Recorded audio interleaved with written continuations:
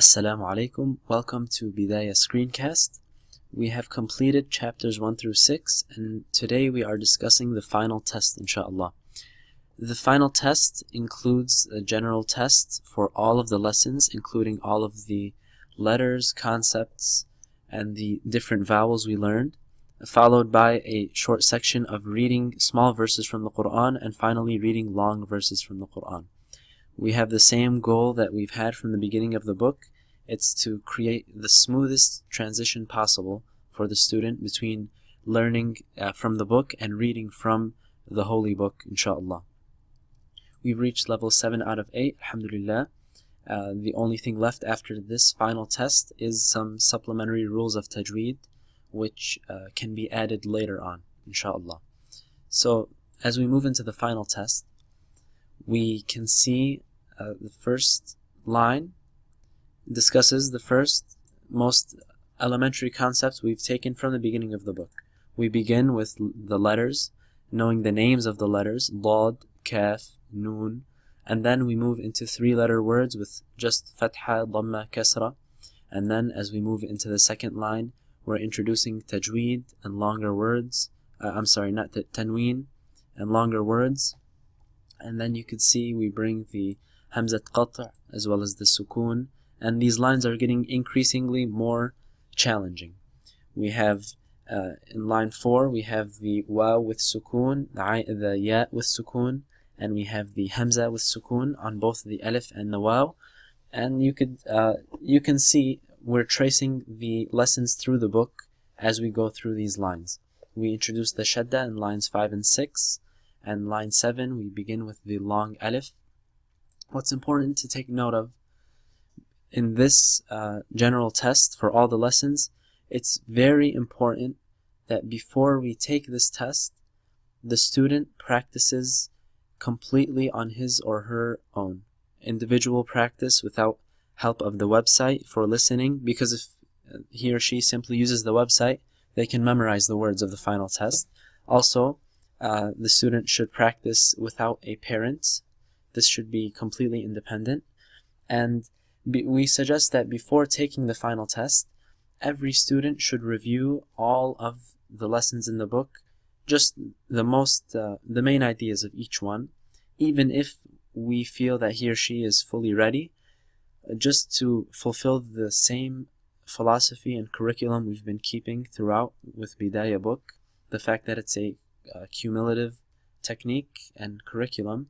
We want the student to have a big picture of all the rules of reading before taking the final test, because here and there he or she may lose things along the way which we need to refresh.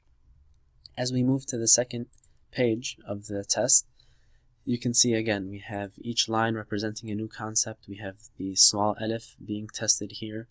We have the alif maqsura at the end and the middle of the word.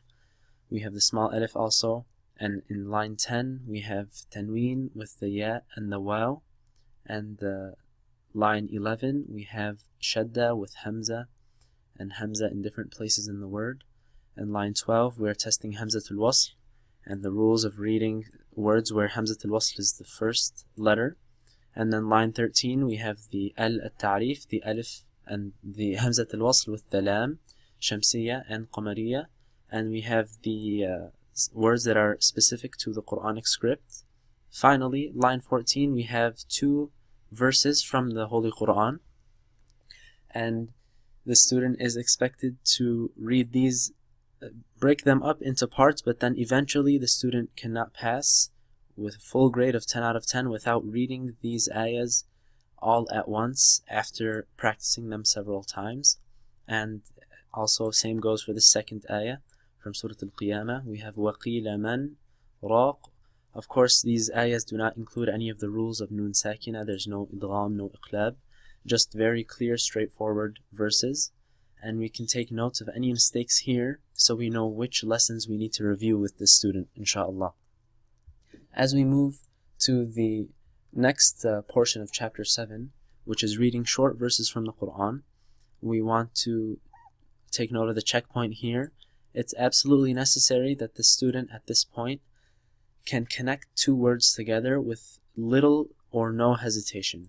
For example, ثم نظر. We want the student to say it in one continuous try to say these two words together. And as we move to the bottom, we have familiar ayahs from shorter surah. The student may already know them.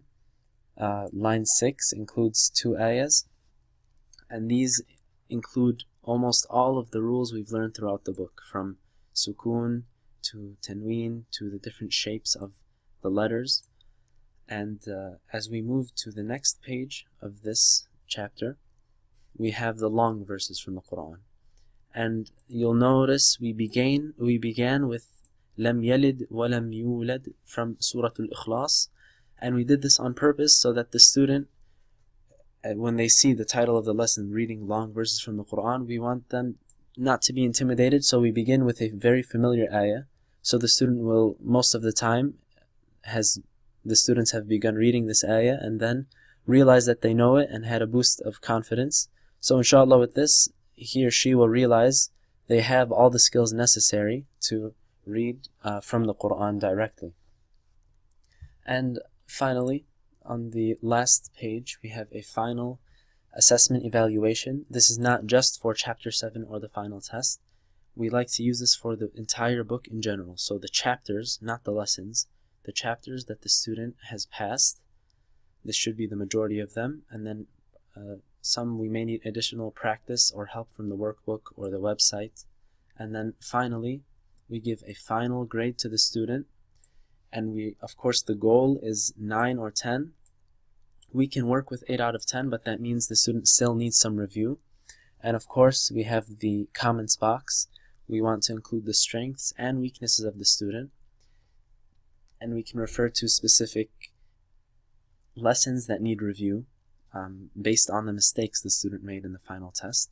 And finally, the signature of the parent and the teacher as a final conclusion of all the concepts, inshallah. Jazakumullah khair. Assalamu alaikum. May Allah accept your efforts.